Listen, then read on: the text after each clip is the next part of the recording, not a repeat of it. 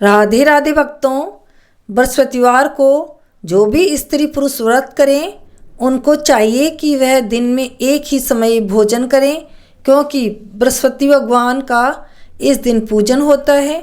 भोजन पीले चने की दाल आदि का करें, परंतु नमक नहीं खावें और पीले वस्त्र पहने, पीले ही फूलों का प्रयोग करें, पीले चंदन से पूजन करें। पूजन के बाद प्रेम पूर्वक गुरु महाराज की कथा सुननी चाहिए। इस व्रत को करने से मन की इच्छाएं पूरी होती है और बृहस्पति महाराज प्रसन्न होते हैं तथा धन पुत्र विद्या तथा मनोवांछित फलों की प्राप्ति होती है। परिवार को सुख शांति मिलती है। इसलिए यह व्रत सर्वश्रेष्ठ और अति फलदायक सब स्त्री व पुरुषों के लिए है। इस व्रत में केले का पूजन करना चाहिए। कथा और पूजन के समय तन मन क्रम वचन से शुद्ध होकर जो इच्छा हो बृहस्पति देव की प्रार्थना करनी चाहिए। उनकी इच्छाओं को बृहस्पति देव अवश्य पूर्ण करते हैं, ऐसा मन में दृढ़ विश्वास रखना चाहिए। बृहस्पति भगवान की व्रत कथा। भारतवर्ष में एक राजा राज्य करता था। वह बड़ा प्रतापी और दानी था। वह नित्य गरीबों और ब्राह्मणों की सहायता किया करता था। यह बात उसकी रानी को अच्छी नहीं लगती थी। वह न ही गरीबों को दान देती, न ही भगवान का पूजन करती और राजा को भी दान देने से मना किया करती थी। एक दिन राजा शिकार खेलने वन को गए हुए थे, तो रानी महल में अकेली थी। उसी समय बृहस्पति देव साधु के वेश में राजा के महल में भिक्षा के लिए गए और भिक्षा मांगी। रानी ने भिक्षा देने से इनकार किया और कहा, हे साधु महाराज, मैं तो दान पुण्य से तंग आ गई हूँ। मेरा पति सारा धन लुटाता रहता है। मेरी इच्छा है कि हमारा धन नष्ट हो जाए, फिर न रहेगा बांस न बजेगी बांसुरी। साधु ने कहा, देवी तुम तो बड़ी अजीब हो, विचित्र हो। धन संतान तो सभी चाहते हैं, पुत्र और लक्ष्मी तो पापी के घर भी होने चाहिए। यदि तुम्हारे पास अधिक धन है तो भूखों को भोजन दो, प्यासों के लिए प्याऊ बनवाओ, मुसाफिरों के लिए धर्मशालाएं खुलवाओ। जो निर्धन अपनी कुंवारी कन्याओं का विवाह नहीं कर सकता उनका विवाह करा दो। ऐसे और कई काम हैं जिनके करने से तुम्हारा यश लोक परलोक में फैलेगा। परंतु रानी पर उपदेश का कोई प्रभाव न पड़ा। वह बोली, महाराज आप मुझे कुछ न समझाएं। मैं ऐसा धन नहीं चाहती जो हर जगह बांटती फिरूं। साधु ने उत्तर दिया, यदि तुम्हारी ऐसी इच्छा है तो तथास्तु। तुम ऐसा करना कि बृहस्पतिवार को घर लीपकर पीली मिट्टी से अपना सिर धोकर स्नान करना, बट्टी चढ़ाकर कपड़े धोना। ऐसा करने से आपका सारा धन नष्ट हो जाएगा। इतना कहकर वह साधु महाराज वहाँ से आलोप हो गए। जैसे वह साधु कहकर गया था, रानी ने वैसा ही किया। 6 बृहस्पतिवार ही बीते थे कि उसका समस्त धन नष्ट हो गया और भोजन के लिए दोनों समय तरसने लगी। सांसारिक भोगों से दुखी रहने लगी। तब वह राजा रानी से कहने लगा कि तुम यहाँ पर रहो, मैं दूसरे देश को जाऊँ, क्योंकि यहाँ पर मुझे सभी लोग जानते हैं, इसलिए कोई कार्य भी नहीं कर सकता। देश चोरी परदेश भी बराबर है। ऐसा कहकर राजा परदेश चला गया। वहाँ वह जंगल से लकड़ी काट कर लाता और शहर में बेचता। इस तरह वह अपना जीवन व्यतीत करने लगा। इधर राजा के परदेश जाते ही रानी और दासी दुखी रहने लगी। एक बार जब रानी और दासी को 7 दिन तक बिना भोजन के रहना पड़ा, तो रानी ने अपनी दासी से कहा, हे दासी, पास ही के नगर में मेरी बहन रहती है, वह बड़ी धनवान है। तू उसके पास जा और कुछ ले आ, ताकि थोड़ी समय तक अपना गुजर बसर हो सके। दासी रानी की बहन के पास गई। उस दिन गुरुवार था और रानी की बहन उस समय बृहस्पतिवार की कथा सुन रही थी। दासी ने रानी की बहन को अपनी रानी का संदेश दिया, लेकिन रानी की बड़ी बहन ने कोई उत्तर नहीं दिया। जब दासी को रानी की बहन से कोई उत्तर नहीं मिला तो वह बहुत दुखी हुई और उसे क्रोध भी आया। दासी ने वापस आकर रानी को सारी बात बता दी। सुनकर रानी ने अपने भाग्य को कोसा। इधर रानी की बहन ने सोचा कि मेरी बहन की दासी आई थी, परंतु मैं उससे नहीं बोली, इससे वह बहुत दुखी हुई होगी। कथा सुनकर और पूजन समाप्त करके वह अपनी बहन के घर आई और कहने लगी, हे बहन, मैं बृहस्पतिवार का व्रत कर रही थी। तुम्हारी दासी मेरे घर आई थी, परंतु जब तक कथा होती है तब तक न तो उठते हैं और न ही बोलते हैं, इसलिए मैं नहीं बोली। कहो दासी क्यों गई थी? रानी बोली, बहन तुमसे क्या छिपाऊं, हमारे घर में खाने तक का अनाज नहीं था। ऐसा कहते कहते रानी की आंखें भर आई और वह रोने लगी। उसने दासी समेत पिछले 7 दिनों से भूखे रहने तक की बात अपनी बहन को विस्तार पूर्वक सुना दी। रानी की बहन बोली, देखो बहन, भगवान बृहस्पति देव सबकी मनोकामना को पूर्ण करते हैं। देखो शायद तुम्हारे घर में अनाज रखा हो। पहले तो रानी को विश्वास नहीं हुआ, पर बहन के आग्रह करने पे उसने अपनी दासी को अंदर भेजा तो उसे सचमुच अनाज से भरा एक घड़ा मिल गया। यह देखकर दासी को बड़ी हैरानी हुई और खुशी भी हुई। दासी रानी से कहने लगी, हे रानी, जब हमको भोजन नहीं मिलता तो हम व्रत ही तो कर रहे थे, इसलिए क्यों न इससे व्रत और कथा की विधि पूछ ली जाए ताकि हम भी व्रत कर सकें। तब रानी ने अपनी बहन से बृहस्पतिवार की व्रत के बारे में पूछा। उसकी बहन ने बताया, बृहस्पतिवार के व्रत में चने की दाल और मुनक्का से विष्णु भगवान का केले की जड़ में पूजन करें तथा दीपक जलाएं, व्रत कथा सुने और पीला भोजन ही करें। इससे बृहस्पति देव प्रसन्न होते हैं। और व्रत और पूजन विधि बताकर रानी की बहन अपने घर को लौट गई। 7 दिन बाद जब गुरुवार आया तो रानी और दासी ने व्रत रखा। गुड़साल में जाकर चना और गुड़ भीन लाई, फिर उससे केले की जड़ का तथा विष्णु भगवान का पूजन किया। अब पीला भोजन कहाँ से आए, इस बात को लेकर दोनों बहुत दुखी थी, क्योंकि उन्होंने व्रत रखा था, इसलिए बृहस्पति देव उनसे प्रसन्न थे। इसलिए वे एक साधारण व्यक्ति का रूप धारण करके 2 थालों में सुंदर पीला भोजन लेकर आए और दासी को देकर चले गए। दासी भोजन पाकर बहुत प्रसन्न हुई और फिर रानी के साथ मिलकर भोजन ग्रहण किया। उसके बाद वे सभी गुरुवार को व्रत और पूजन करने लगी। बृहस्पति भगवान की कृपा से उनके पास फिर से धन संपत्ति आ गई, परंतु रानी फिर से पहले की तरह आलस्य करने लगी। तब दासी बोली, देखो रानी, तुम पहले भी इसी प्रकार आलस्य करती थी, तुम्हें धन रखने में कष्ट होता था, इसी कारण सभी धन नष्ट हो गया।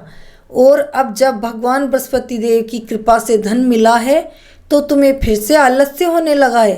रानी को समझाते हुए दासी कहती है कि बड़ी मुसीबतों के बाद हमने यह धन पाया है, इसलिए हमें दान पुण्य करना चाहिए, भूखे मनुष्य को भोजन कराना चाहिए और धन को शुभ कार्यों में खर्च करना चाहिए, जिससे तुम्हारे कुल का यश बढ़ेगा, स्वर्ग की प्राप्ति होगी और पितृ प्रसन्न होंगे। दासी की बात मानकर रानी अपना धन शुभ कार्यों में खर्च करने लगी, जिससे पूरे नगर में उसका यश फैलने लगा। बृहस्पतिवार व्रत कथा के बाद श्रद्धालु के साथ आरती की जानी चाहिए। इसके बाद प्रसाद बांटकर उसे ग्रहण करना चाहिए। एक दिन राजा दुखी होकर जंगल में एक पेड़ के नीचे आसन जमाकर बैठ गया। वह अपनी दशा को याद करके व्याकुल होने लगा। बृहस्पतिवार का दिन था। एकाएक उसने देखा कि निर्जन वन में एक साधु प्रकट हुए। वह साधु वेश में स्वयं बृहस्पति देव थे। लकड़हारे के सामने आकर बोले, हे लकड़हारे, इस सुनसान जंगल में तू चिंता मग्न क्यों बैठा है? लकड़हारे ने दोनों हाथ जोड़कर प्रणाम किया और उत्तर दिया, महात्मा जी, आप सब कुछ जानते हैं, मैं क्या कहूँ। यह कहकर रोने लगा और साधु को अपनी आत्मकथा सुनाई। महात्मा जी ने कहा, तुम्हारी स्त्री ने बृहस्पति देव के दिन बृहस्पति भगवान का निरादर किया था, जिसके कारण रुष्ट होकर उन्होंने तुम्हारी यह दशा कर दी। अब तुम चिंता को दूर करके मेरे कहने पर चलो तो तुम्हारे सभी कष्ट दूर हो जाएंगे और भगवान पहले से भी अधिक संपत्ति देंगे। तुम बृहस्पतिवार के दिन कथा किया करो। 2 पैसे के चने मुनक्का लाकर उनका प्रसाद बनाओ और शुद्ध जल के लोटे में शक्कर मिलाकर अमृत तैयार करो। कथा के पश्चात अपने सारे परिवार और सुनने वाले प्रियों में अमृत व प्रसाद बांटकर आप भी ग्रहण करो। ऐसा करने से भगवान तुम्हारी सभी मनोकामनाएं पूरी करेंगे। साधु के ऐसे वचन सुनकर लकड़हारा बोला, हे प्रभु, मुझे लकड़ी बेचकर इतना पैसा नहीं मिलता जिससे भोजन के उपरांत कुछ बचा सकूं। मैंने रात्रि में अपनी स्त्री को व्याकुल देखा है।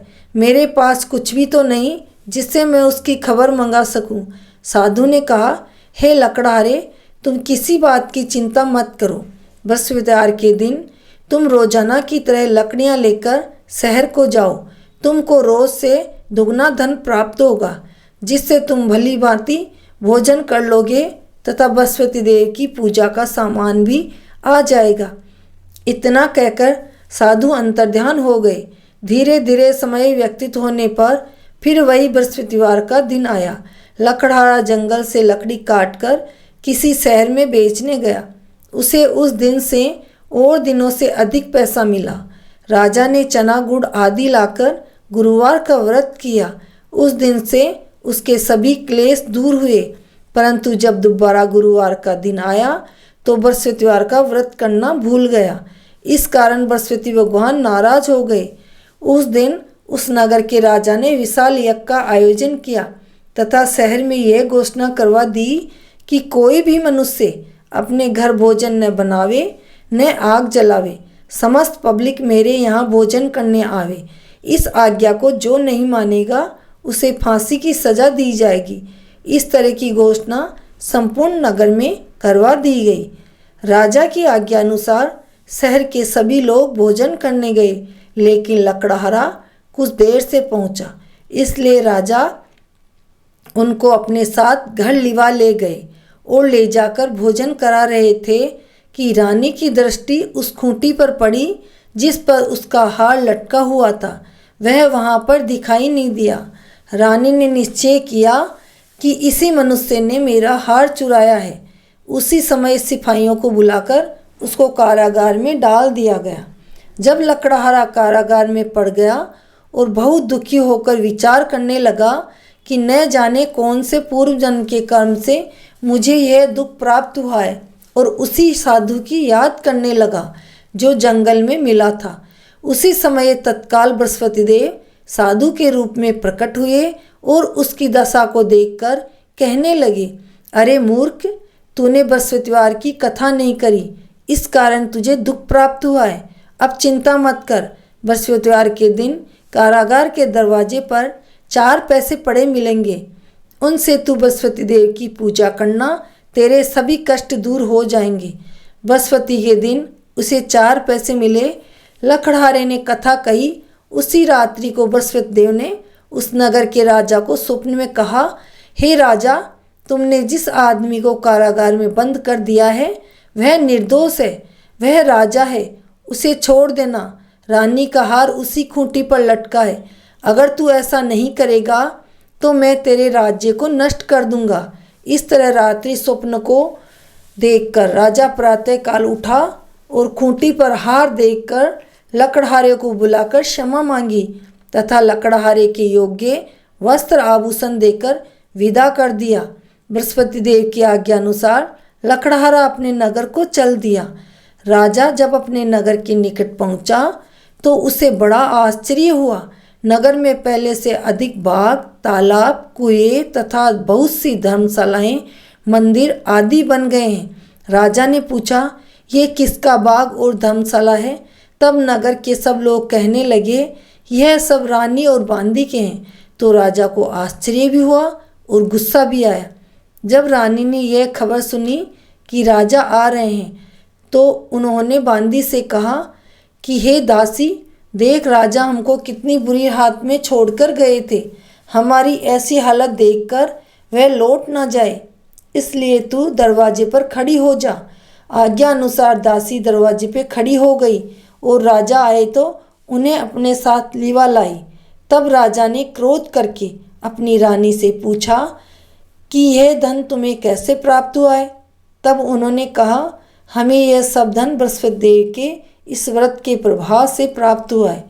राजा ने निश्चय किया कि 7 रोज बाद तो सभी बृहस्पति देव का पूजन करते हैं, परंतु मैं प्रतिदिन दिन में 3 बार कहानी कहा करूँगा और व्रत किया करूँगा। अब हर समय राजा के दुपट्टे में चने की दाल बंधी रहती तथा दिन में 3 बार कहानी कहता और रोज व्रत करता। एक रोज राजा ने विचार किया कि चलो अपनी बहन के यहाँ हो आवे। इस तरह निश्चय कर राजा घोड़े पर सवार होकर अपनी बहन के यहाँ को चलने लगा। मार्ग में उसने देखा कि कुछ आदमी एक मुर्दे को लिए जा रहे हैं। उन्हें रोककर राजा कहने लगा, अरे भैया, मेरी बृहस्पति देव की कथा सुन लो। वे बोले, लो, हमारा तो आदमी मर गया है, इसको अपनी कथा की पड़ी है। परंतु कुछ आदमी बोले, अच्छा कहो, हम तुम्हारी कथा सुनेंगे। राजा ने दाल निकाली और जब कथा आदि हुई कि मुर्दा हिलने लगा और जब कथा समाप्त हुई तो मुर्दा राम राम करके खड़ा हो गया। आगे मार्ग में उसे एक किसान हल चलाता हुआ मिला।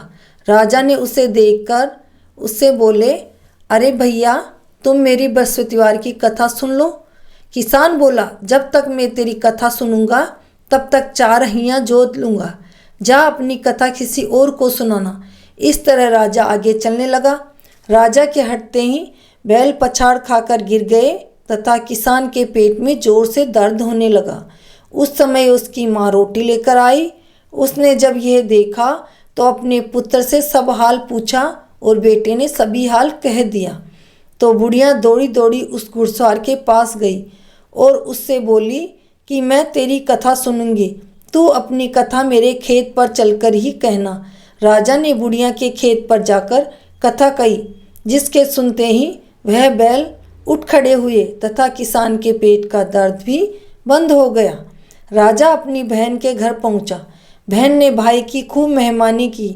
दूसरे रोज राजा प्रातःकाल जगा तो वह देखने लगा कि सब लोग भोजन कर रहे हैं। राजा ने अपनी बहन से कहा, ऐसा कोई मनुष्य है जिसने भोजन नहीं किया हो, मेरी बृहस्पतिवार की कथा सुन ले।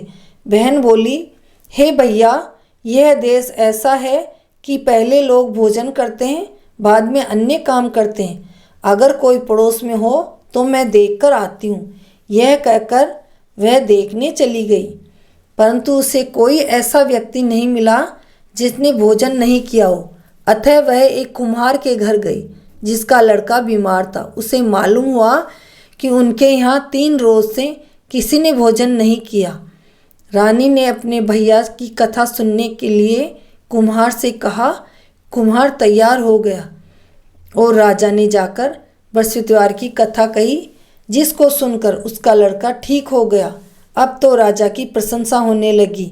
एक रोज़ राजा ने अपनी बहन से कहा कि हे बहन, हम अपने घर को जाएंगे, तुम भी तैयार हो जाओ। राजा की बहन ने अपनी सास से कहा।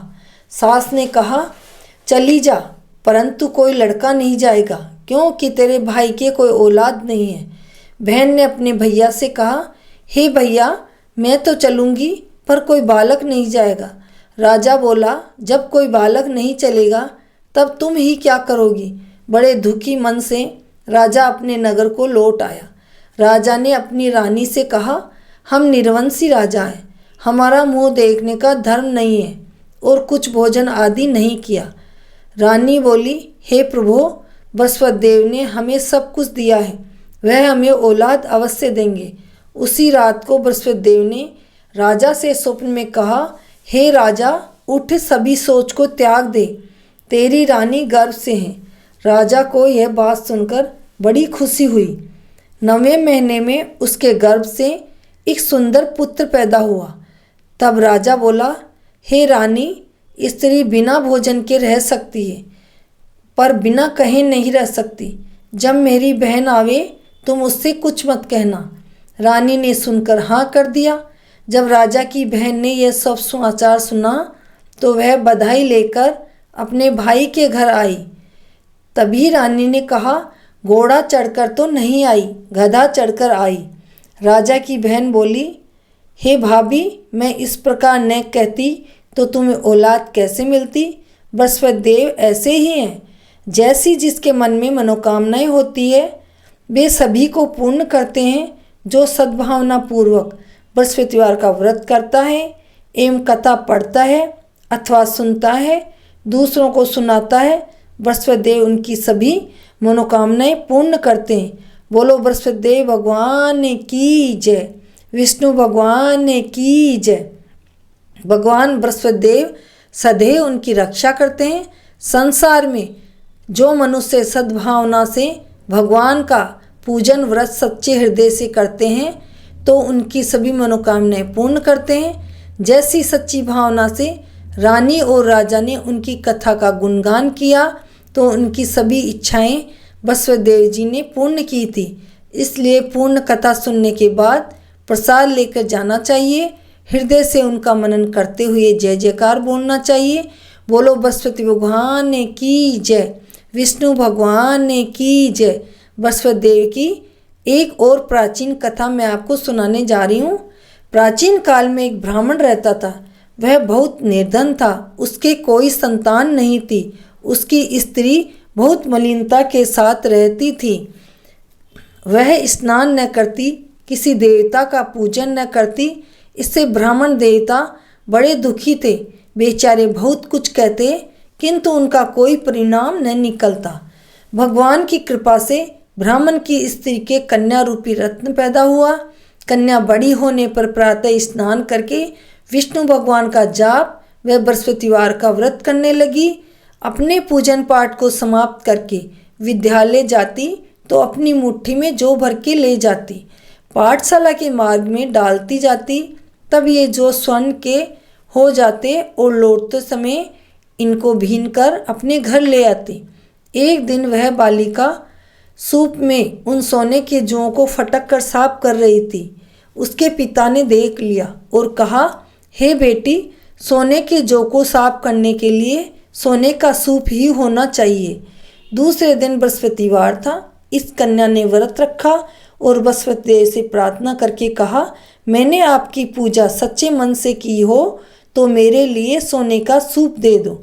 बृहस्पति देव ने उसकी प्रार्थना स्वीकार कर ली। रोजाना की तरह वह कन्या जौ फैलाती हुई जाने लगी। जब लौटकर जौ भीन रही थी तो बृहस्पति देव की कृपा से सोने का सूप मिला। उसे वह घर ले आई और उसमें जौ साफ करने लगी, परंतु उसकी माँ का वही ढंग रहा। एक दिन की बात है कि वह कन्या सोने के सौंप में जौ साफ कर रही थी। उस समय उस शहर का राजपुत्र वहाँ से होकर निकला। इस कन्या के रूप और कार्य को देखकर मोहित हो गया तथा अपने घर आकर भोजन तथा जल त्याग कर उदास होकर लेट गया। राजा को इस बात का पता लगा तो अपने प्रधानमंत्रियों के साथ उसके पास गया और बोला, हे बेटा, तुम्हें किस बात का कष्ट है? किसी ने अपमान किया है अथवा और कारण हो सो कहो, मैं वही कार्य करूँगा जिससे तुम्हें प्रसन्नता हो। अपने पिता की राजकुमार ने बातें सुनी तो वह बोला, मुझे आपकी कृपा से किसी बात का दुख नहीं है। किसी ने मेरा अपमान नहीं किया है, परंतु मैं उस लड़की से विवाह करना चाहता हूँ जो सोने के सूप में जौ साफ कर रही थी। वह सुनकर राजा आश्चर्य में पड़ गया और बोला, हे बेटा, इस तरह की कन्या का पता तुम ही लगाओ, मैं उसके साथ तेरा विवाह अवश्य करवा दूंगा। राजकुमार ने उस लड़की के घर का पता बतलाया। तब मंत्री उस लड़की के घर गए और ब्राह्मण देवता को सभी हाल बतलाया। ब्राह्मण देवता राजकुमार के साथ अपनी कन्या का विवाह करने के लिए तैयार हो गए तथा विधि विधान के अनुसार ब्राह्मण की कन्या का विवाह राजकुमार के साथ हो गया। कन्या के घर से जाते ही पहले की भांति ब्राह्मण देवता के घर में गरीबी का निवास हो गया। अब भोजन के लिए भी अन्न बड़ी मुश्किल से मिलता था। एक दिन दुखी होकर ब्राह्मण देवता अपनी पुत्री के पास गए। बेटी ने पिता की दुखी अवस्था को देखा और अपनी माँ का हाल पूछा। तब ब्राह्मण देवता ने सभी हाल कहा। कन्या ने बहुत सा धन देकर अपने पिता को विदा कर दिया। इस तरह ब्राह्मण का कुछ समय सुखपूर्वक व्यतीत हुआ। कुछ दिन बाद फिर वही हाल हो गया। ब्राह्मण फिर अपनी कन्या के यहाँ गए और सारा हाल कहा तो लड़की बोली, हे पिताजी, आप माताजी को यहाँ लिवा लाओ, मैं उन्हें विधि बता दूंगी जिससे गरीबी दूर हो जाएगी।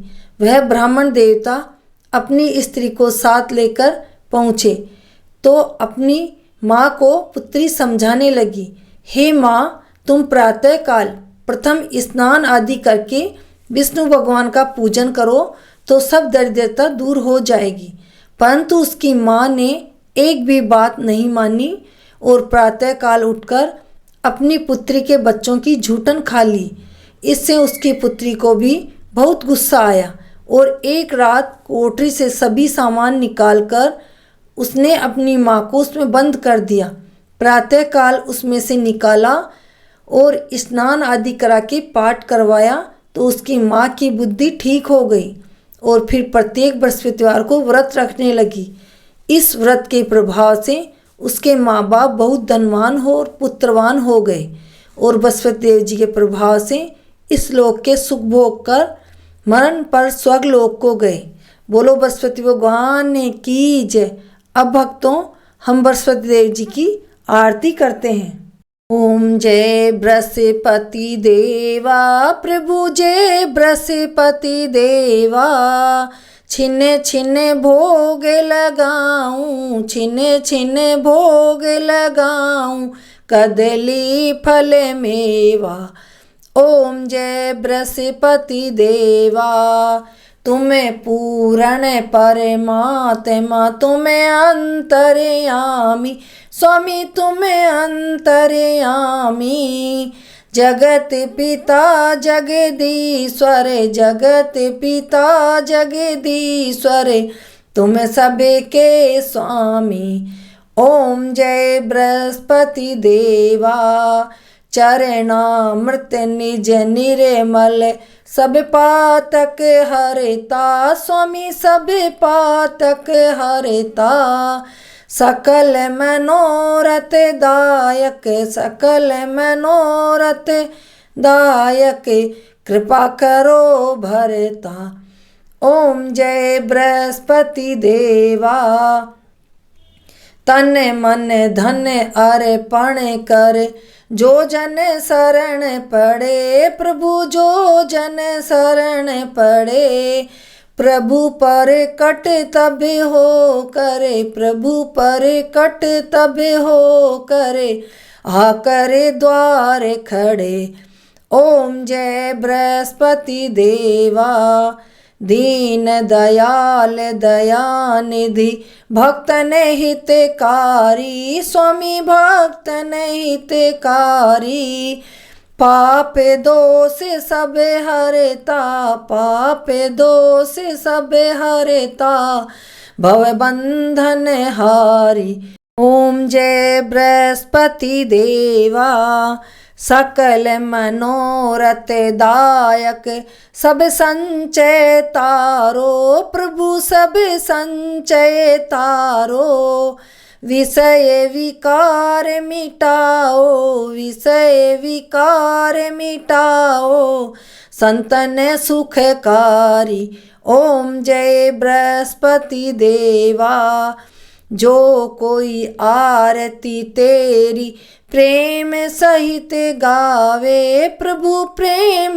सहित गावे, ज्येष्ठानंद बंद सो सो निश्चय फल पावे। ओम जय बृहस्पति देवा, बोलो बृहस्पति भगवान की जय, विष्णु भगवान की जय।